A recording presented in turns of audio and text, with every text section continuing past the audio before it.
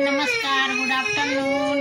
तर चला बघा आमच्या घरात काय राहडा चाललाय। कनिष्काची पिटाई होतीये, फटके देणं चालू आहे आणि तिचं रडणं चालू आहे। हे बघा कशी रडती आहे, कशी रडतीये। तिला मी पण मारली, हिमांशूनी पण मारली।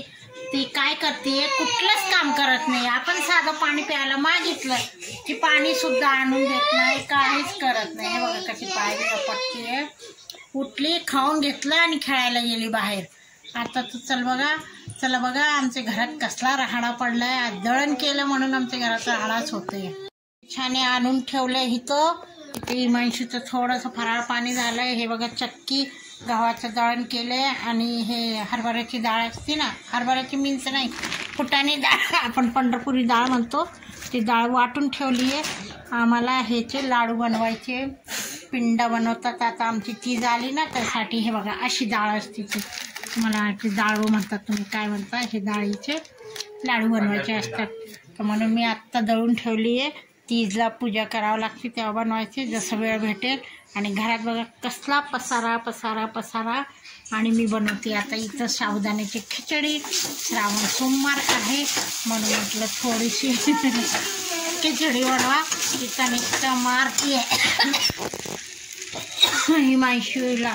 तर नैवेद्य काही ठेवलं नाही, खिचडी ह्यांनी उष्टी केली, देवाला नुसती खडी साखर ठेवली होती। आता ही ती खिचडी छान वापरून घेते। तिखट नाही बनवणार, तिखट बनवली की पोट दुखते, आग होतीये पोटात, तिखट कमीच खायचे। घरात बघा आमचा राहाडा पडला। आता अर्ध्या तासात आमचं घर चांगलं क्लीन होणार आहे। तर बघा आमच्या मॅडमनी तनिष्कासाठी काय बघ ना, तनिष्कासाठी काय गिफ्ट दिले। तर तनिष्का त्या गिफ्टसाठी रडतीये। ती म्हटली तुमची मुलीला खेळायला द्या। तर बघा हे आमची तनिष्काला खेळायला दिलं। आमची दीदी काही ना काय देतच राहतात।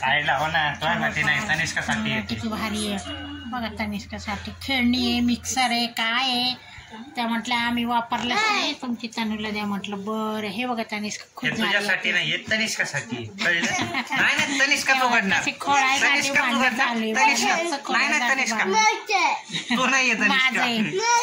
कुणी आणलं म्हणा, कुणी आणलं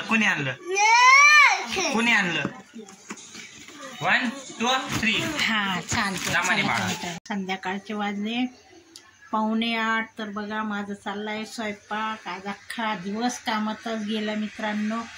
काय करा, घर आहे, काम होतच राहतात आपले। गरम पण खूप व्हायला लागलं। आज काय पाऊस गेला म्हणून गरम व्हायला लागले।